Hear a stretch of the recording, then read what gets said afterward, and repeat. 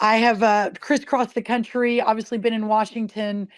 We've done a lot of big things. Yesterday, to your point, was one of them on rolling out our plan to deal with avian flu and certainly the shortage of eggs in America. But to your point about the ag economy, and I'll be giving a keynote tomorrow morning at the Ag Outlook conference. I mean, it is not, it is, this is not going to surprise anyone. A lot of our producers, our farmers, and our ranchers are hurting. This economy is one of the worst for that industry that we've seen in decades. And so, part of my job and the new administration with President Trump is to do everything we can to alleviate that. And I realize there's anxiety out there. There's anxiety about the tariffs and those discussions going on. There's anxiety about no farm bill now for a couple of years. We do have the disaster relief and economic relief moving out in the next few weeks. Hopefully that's helpful. But there's a lot of things to be thinking through. And I think we've got the right team to do it. Our first cabinet meeting was yesterday in Washington, D.C., which was such a blessing. And it was very, it was a really special moment, kind of full circle, being there with President Trump. But yeah, so we've got a lot of great people in town in Washington, and hopefully we can get this figured out. Yeah, Secretary Rollins, we do a survey of ag economists from across the country. It's called the Ag Economist Monthly Monitor. It's about 70 ag economists from both the private and the public sector. And we asked them, is agriculture in a recession? 64% said yes. And to your point, cotton producers, soybean producers, they're facing prices below break even. So I know you've had a lot of conversations in your short time as Secretary of Agriculture, but how do we turn this ag economy around?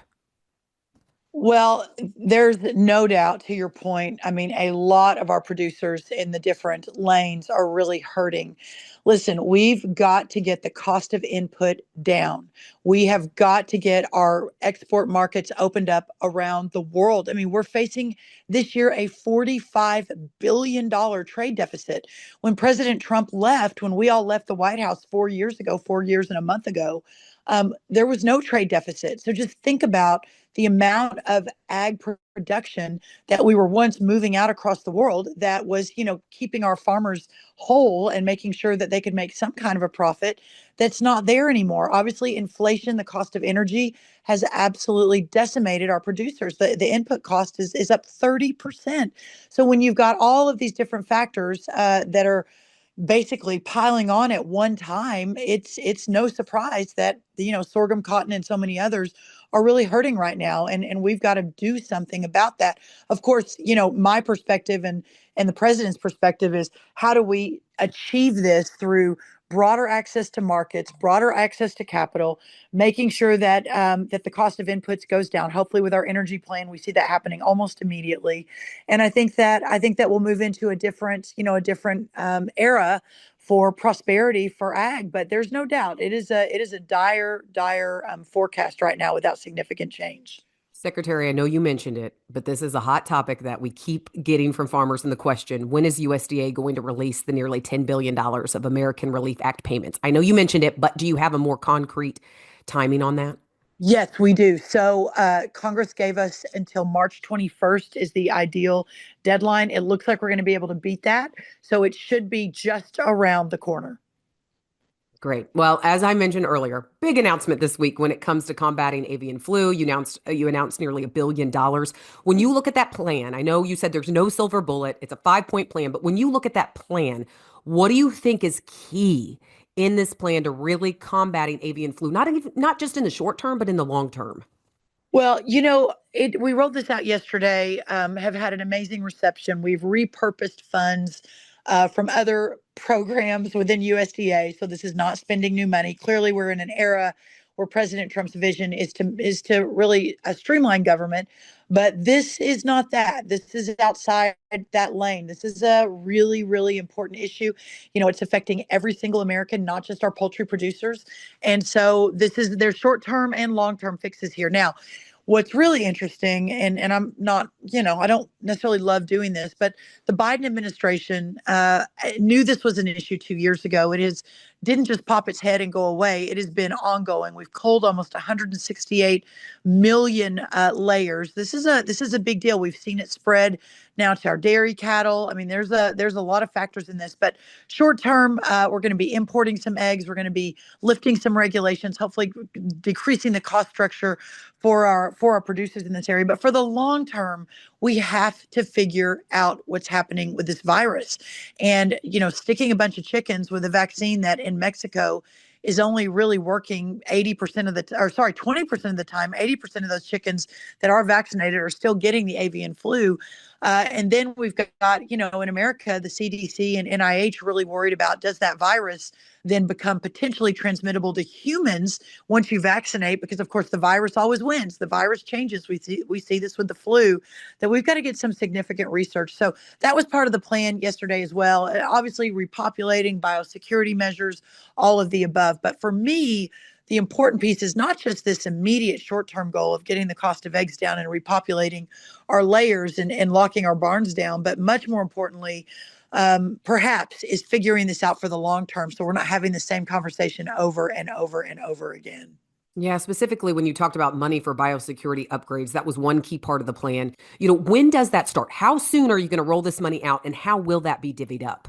It's immediate, and the team is putting together right now the guardrails for that. But I think they are almost finished, and that money should be moving out very quickly. That biosecurity money is based on a pilot program where 150 different egg laying farms were piloted on specific biosecurity measures. Of those 150, only one has seen the avian flu once they implemented. There's a massive audit that USDA comes in, they help audit. We're hiring a whole bunch of new folks to come on board to do that, and new epidemiologists to help us work through all of the science on this. And hopefully you see that really immediate. You mentioned this is repurposed funds. I heard that some of this is coming from Doge. Is that true? Some of the Doge savings? Well, we are pulling it from multiples of different pots, but yes, there's no doubt that we've been able to find some serious savings in Doge. We've canceled almost 1,000 DEI trainings that were across USDA.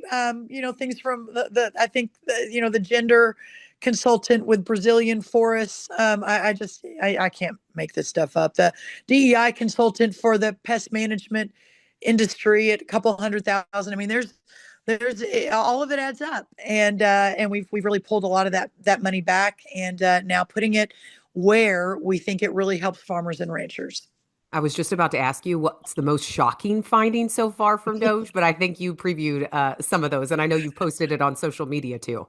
Yeah, we've had a lot, and I'll start reposting as we continue these rounds and rounds. I mean, listen, this is just government. It gets big. The status quo becomes the normal. You don't have, unless you've got a disruptor like Donald Trump and Elon Musk in a cabinet like we have, you just don't ever often have the chance to try to pull some of this back when it's completely out of control. But that's what we're working to do these next 4 years. I think you're going to see a relentless effort to return the power and the government to the people and those to whom it belongs. And it is not to Washington, D.C. A couple really quick questions because I know we're running out of time, but you mentioned holding the first cabinet meeting, a full cabinet meeting with President Trump. Did anything ag related surface during those meetings? The egg issue and avian flu did, and the president and I talked about it before, right before we walked in that meeting and started the cabinet meeting yesterday. I was in the Oval with him, and we were walking through. I wanted to give him a really good update. I wanted to show him specifically what, especially the poultry farmers are saying, where they are. He always wants to keep his fingers on the pulse of his friends out in ag world. And so we had a really deep discussion there. The egg prices came up in the cabinet meeting. Once the press left, we got into a few more details in front of the full cabinet. And he's all in. He wants to fix this. He knows everyone's hurting. The consumers hurting. The farmers are hurting. Everybody's hurting, and wants to fully understand what we're doing moving forward. So that came up. Obviously, tariffs always come up. I'm always, saying let's be very, very careful and intentional how we move here.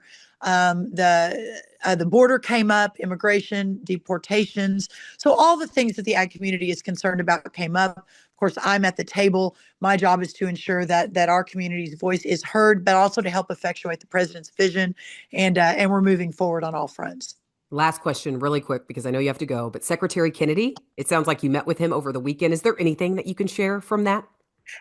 I will, I am encouraged. I believe that we all believe we've been called by God for this time in our various lanes. It's a miracle. Yesterday was a miracle. It was a miracle. We were in that cabinet room. It was a miracle President Trump survived a bullet to his head. It was a miracle that he got out of, the crazy weaponization, the 1,000 years he was facing in prison.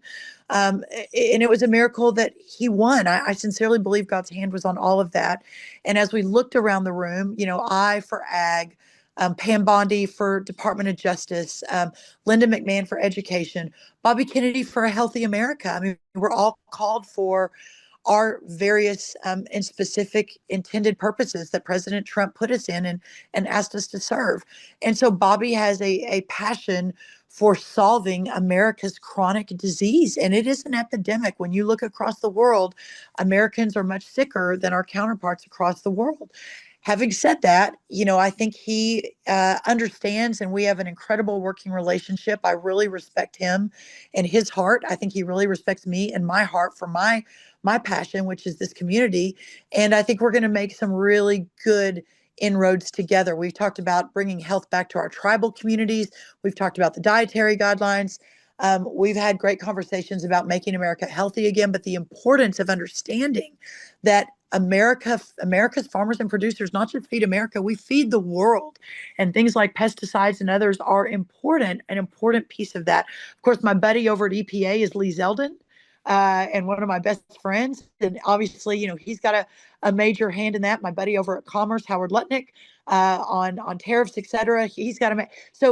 I'm just so encouraged at the partnerships that are being formed, the friendships, the family that is required to save this country, and my role representing our community and all of that. Secretary Rollins, thank you. Oh, what a joy to be on time. Thank you so much. Thank Great to you. see you. Yeah, thank you Okay. so much.